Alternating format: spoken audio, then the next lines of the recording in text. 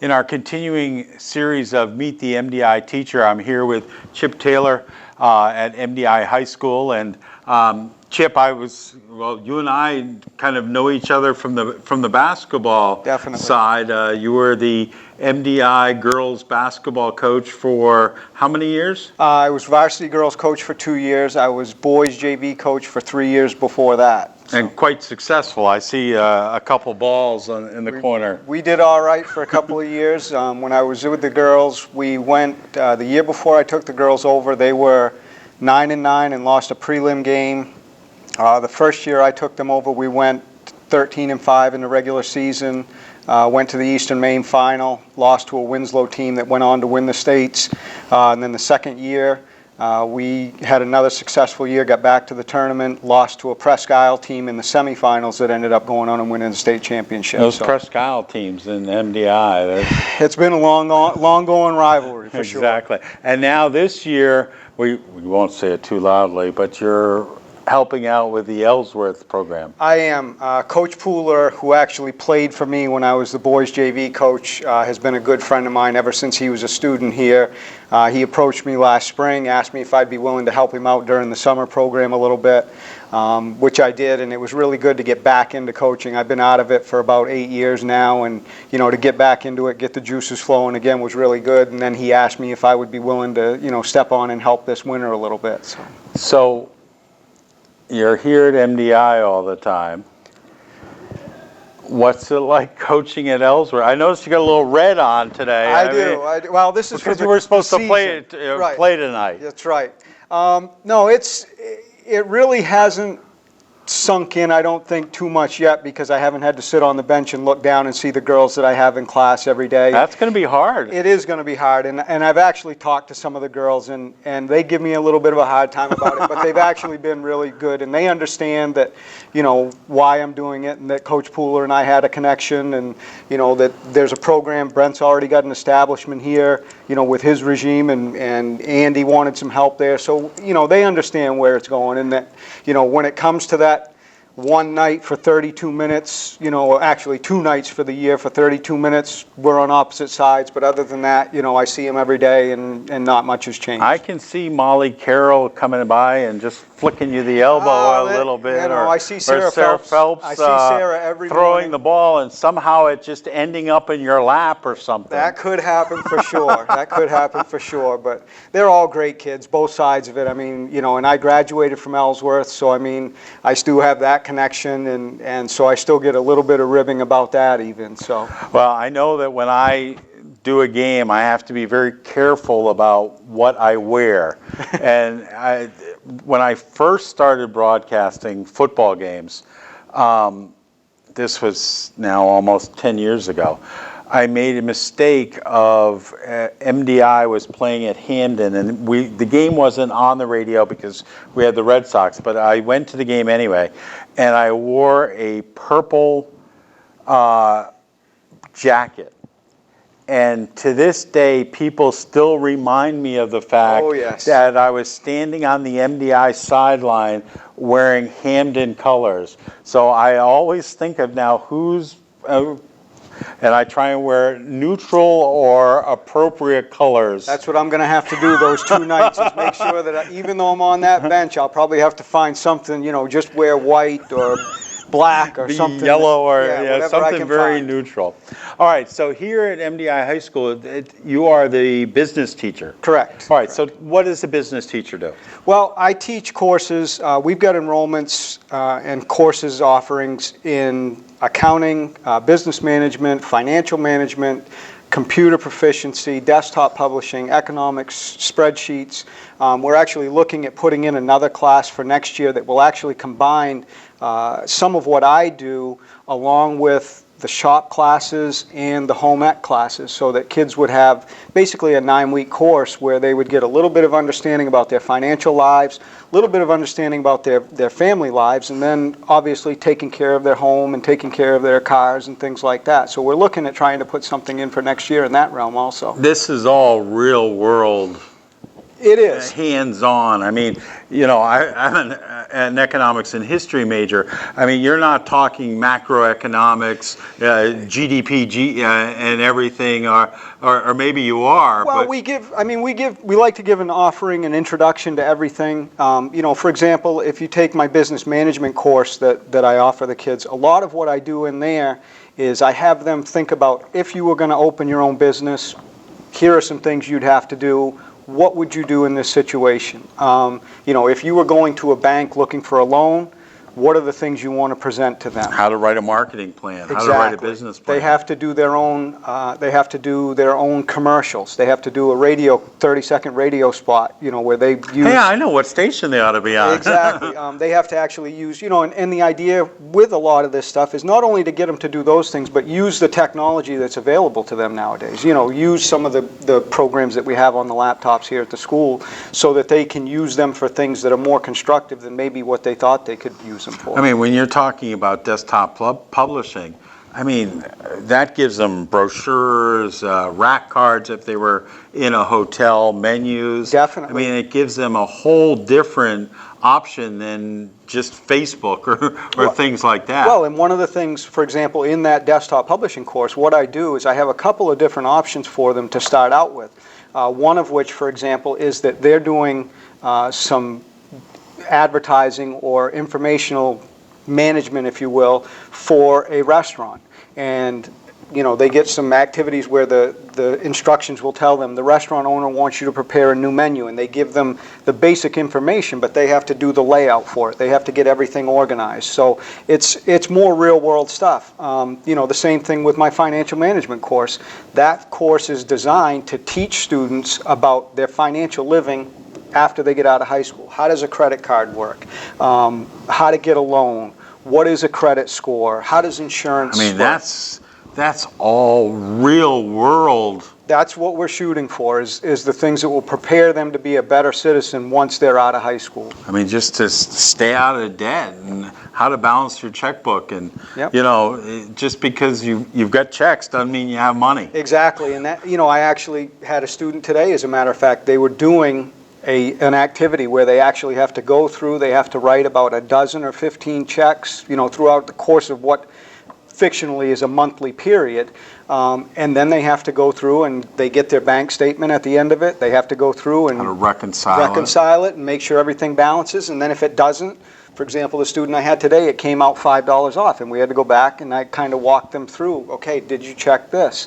Did you look here? And before it was done, she found the error and fixed it herself. So, I mean, that's something that she's going to remember years from now when she goes to balance her own checkbook out in the real world. Figure out how to make a budget. I mean, can you afford cable TV? And I mean, when you leave mom and dad's house, it's all of a sudden, I got to go buy groceries. That's one of the pieces. That's one of the big pieces in the activity, the kind of the culminating activity I do with that financial management group is I give them a set of instructions that basically says, okay, you're moving out on your own for the first time. You need to find a job, find a place to live, find transportation, furnish your apartment. You got to buy insurance. I mean, nobody thinks about that. All of those things. So it boils down to, are you going to be able to manage yourself down the road? Like I say, whether it's business management, financial management, the computer proficiency course that we offer here is more or less an intro class to the laptops we have here at the high school, so that kids can understand some of the things that they can do that will make their high school career go a little bit smoother, and some of the programs that they can access to make things easier for them. I mean, you think back to when everyone was talking about getting computers into the high schools, and I think it was Governor King that did all that, and I mean, now you can't even imagine, I mean, not having your own individual laptop in school. No, like I said, with my courses now that I offer here at the high school, where most of them are elective courses, we had situations where a lot of kids, because of the required classes that are mandated, weren't able to fit a lot of them in their schedules, based on when they were offered. We might have been offering accounting block B, but those kids couldn't get it in their schedule that block. So what I've done with my courses now is I've made them basically all independent study classes.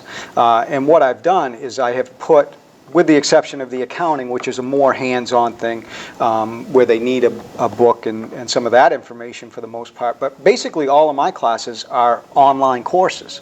So when students come to me, they still have me on their schedule every day, for the most part. So they'll come in, say, second period, and I might have 3 students doing accounting, 2 doing desktop publishing, a couple doing economics, 1 or 2 doing business management, all in the same room at the same time. And what they do when they come in, they've been given access to a folder that has all the activities for that course, for that ranking period, Right. whether it be a quarter or a semester long. So they come in, I have a schedule on the board that tells them, here's what you got to have done for this week, kind of like you would have at your daily job. You go in, the boss says, this is what we got to get done today. Right. So the kids come in, they know what they've got to do. Some days it's a situation where I'm running around to every kid in the room, and then again there are other days where it's, they're more focused on things that they need to do specifically for themselves, so I'm just kind of facilitating what's going on around the sides. So they're, not only learning the individual subject matter, but it's time management, it's working on your own. Again, it's more real life situations here at high school. Absolutely, and what I've done, and we've kind of focused on it a little bit here at the high school, what I've done is I've given the kids a little bit of freedom, if you will, because we've limited students this year here at the high school as to how many study halls we're having. We're basically trying to get rid of all study halls where kids just go and sit in a room, and whatever. So what I try to tell the kids in that class is, if you manage your time, if you're ahead of schedule, you got all your work done for the week, and you need to work for, your math class or your science class, or you need to go make up a quiz, absolutely you can do that. The same way you or I would at our daily jobs with our boss. If we go in and we say, boss, I got to leave 15 minutes early to go to a dentist appointment today, is that okay? If we've got our work done, the boss is probably going to let us. Right. If we don't, he's going to say, I'm sorry, you got to stick around, I can't let you go. Right. And the kids have really been receptive to that for the most part. They understand that, the work I give them, I try to set it up so that they don't have to do a great deal outside of class. I want to be here to help them and to facilitate what's going on. And I explain that to them when we start, but I also explain to them there's going to be a situation where you're going to have to take something home and work on it. And they've been really good about that. I have kids that will email me at 7, 8 o'clock at night and say, I'm not quite sure what I'm doing here. Can you explain it to me so I can have it done tomorrow? And I'll respond. I tell the kids, I'll check my email until 8 or 9 o'clock at night. If you get it to me before Right. then, I'll get back to you. So they've been really good with it. This is the second year basically that I've kind of Done the independent study, and every year obviously we tweak it, we change it a little bit, but it's really been good, and I've seen obviously my enrollment come back up because now the kids, they put it in their schedule when it works for them, not come to me when it works for me. Right. So that's really been the benefit. How long have you been here at MDI? This is my 15th year. Wow. So have you taught all the time here, or? Well, I actually started out, I did my student teaching when I was in college with Dan Higgins, who is now the superintendent at Ellsworth. Yeah. Danny and I were great friends when I was younger, and still are very good friends now. I did my student teaching with Danny, and when I got done with that, the following year, they had a half-time position open up. So I started out half-time at Ellsworth, and then that position turned into full-time by October of that year. So I taught there for a year. When I got done that year, that job was going to go back to half-time, and at the time, financially, it just didn't suit me. So I actually taught, I left Ellsworth at that time and went to Lawrence High School over in Fairfield. Okay. And I was at Lawrence for 3 years, doing basically the same thing I'm doing here as a business teacher. I was there for 3 years. I was also an assistant varsity head coach at Lawrence under Mike McGee. And then in 2000, I came back here. This job opened up. Stan Gott was the person who was retiring.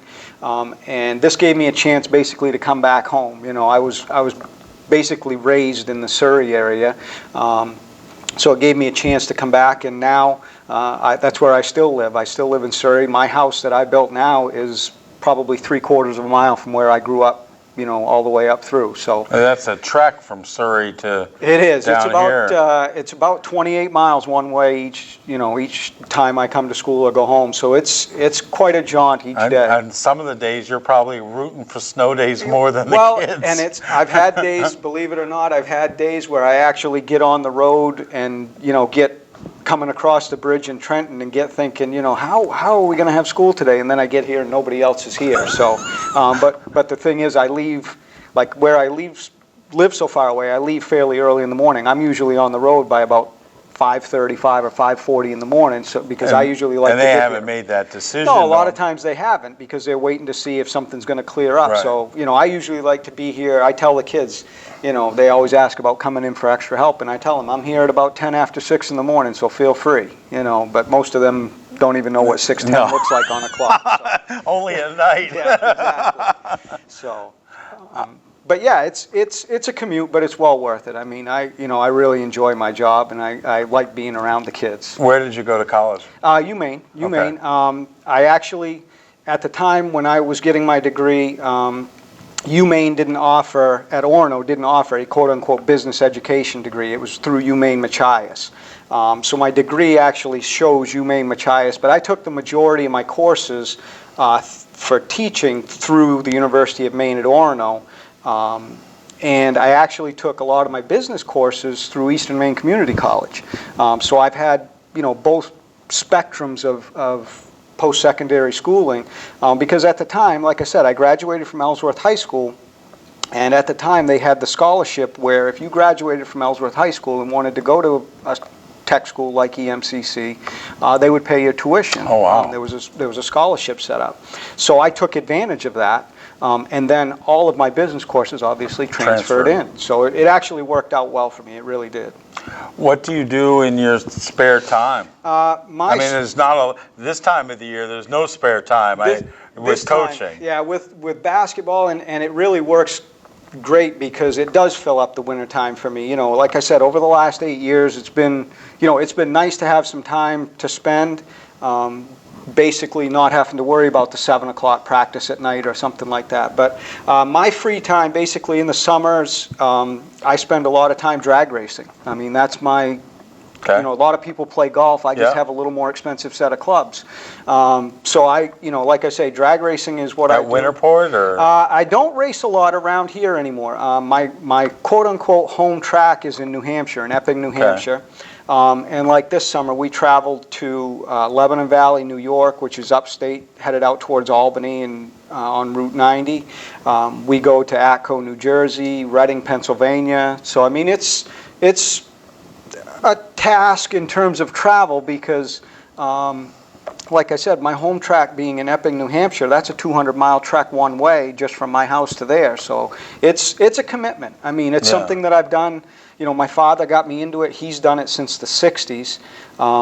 And actually, I got my start drag racing when I was 10 years old. When we did race at Winterport Dragway, over by Hamden, they had a class for three-wheelers. Back before we had the four-wheelers, it was three-wheelers. And they had a class for 12-year-old and under kids. So I got into it there. And then when I turned 15 and got my license, my father, put me in a big car, and that's what I've done ever since. I mean, I haven't... How many speeding tickets have you had in your life? I really don't know, as I've had a whole lot. A whole lot? That's quantifiable. I can't remember. I know I haven't had one in the last 20 years. Oh, okay. So it's been a while. I would say I probably had one or two in my career, but I don't think I've had much more than that. Okay. So what do you like to eat? I mean... I'm one of those people, people say they'll eat about anything. I wouldn't say I'll eat about anything, but I'm a steak and potatoes guy. I like to go out for dinners, Chinese food, Italian, whatever's there. I'm kind of flexible when it comes to that. Okay. I personally like to cook. I like to grill, all that type of stuff in the summertime. I never put my grill away. My grill's under my deck right now, so I use it all the time. Yeah, same way. What's the one thing, I mean, you've seen this, so you know this question's coming. What's the one thing nobody knows about you that you're willing to cop to right now? Boy, this is by choice and not by force. No, you know, I don't really, I think pretty much, you know, my life in terms of the things people know about me, in terms of the coaching, in terms of the racing, I mean, everybody knows that stuff about me. I think a lot of people don't realize how dedicated I am to my family and how important my family is to me. I mean, my father, you know, he's in his early 70s, and he still travels with me all the time when I go racing. And that was one of the things I missed when I was coaching full time, you know, because coaching, a lot of people don't realize it that don't do it. Coaching is a year-long thing. Oh, yeah. You know, everybody thinks, well, when you coach basketball, you know, you start in November, you're done in February, and they don't see the stuff that goes on in the summertime. You know, like Andy asked me to come help him at Ellsworth with this summer. So when I was coaching full time, I missed out on a lot of the racing. I had to cut back a lot, and it was by choice. And you know, once I gave the coaching up and got back to do those types of things, you know, I was able to spend a lot more time with my father, and you know, see him a lot more, and do those things that we used to do when I was younger, and that really was important to me. Yeah. One of the things you told me, which I thought was hysterical the other day, tell everybody what you said about the difference in the seat temperature. I told Andy Pooler when we had the first preseason game this season, I told him I sat in the chair and I kind of rubbed it like this, and he kind of looked at me and asked me what I was doing, and I told him that the seat I was sitting in is a lot cooler than the one he's got now, and it's been good though. I mean, Andy has been great, you know, in terms of giving me a little bit of freedom to work with the kids and make suggestions, and you know, but I still understand it's his program, and I'm just trying to help him promote that program. Well, the one thing I'll share with you, and I think I told you this, or maybe not, but a rival coach, when I was telling him that you were the assistant coach at Ellsworth now, they said, well, that's given Ellsworth 2 more victories. So that's good to hear. I mean, and you know, I think those girls, I think the neat thing about Ellsworth is it's been so long since they've won. They're so hungry to win. Last year, you know, they won some game. They got into the playoffs. Yeah. This year, the first game, we were saying nobody could remember the first time that they'd won game 1, and they played with a lead, and that's something that unless you've played with a lead, you don't know what to do. Right. And I told Andy after the game the other night, because he mentioned as we were walking out of the gym at Foxcroft, he said, that's the first time I've ever won the first game of the season. And I said, well, I think I deserve credit for that because you haven't had me the last few years. But I'll tell you, it's a great group of girls up there.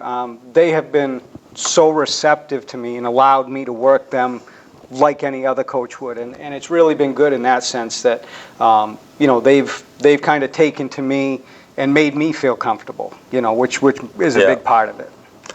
All right, you've got the camera. What do you want to say to anybody that's watching? Well, to everybody that's watching. Not like Sarah Phelps, who said to me the other day, well, I'm not sure if anybody's listening, so I don't know who to say hello to, and I ripped the microphone away from her. Are there really people watching? Yes, there will be, yeah, 1 or 2. Well, I would just like to say that, you know, if you have the opportunity and get a chance to look at the classes and courses that are offered to your kids, looking at it from a teaching perspective, for parents out there, take a little bit of initiative, see what your kids are doing, see what's being offered, and take a vital role in what they're doing with their futures. All right. Well, that's this week. Meet an MDI teacher with Chip Taylor. I hope you've enjoyed this video. Make sure you watch all the other Meet the MDI teacher videos. We've got about 12 or 13 that have been uploaded as of this date, and we'll give you a link to all of those. And we invite you to subscribe to our YouTube channel so that way you'll be notified anytime we upload a video. Have a good day.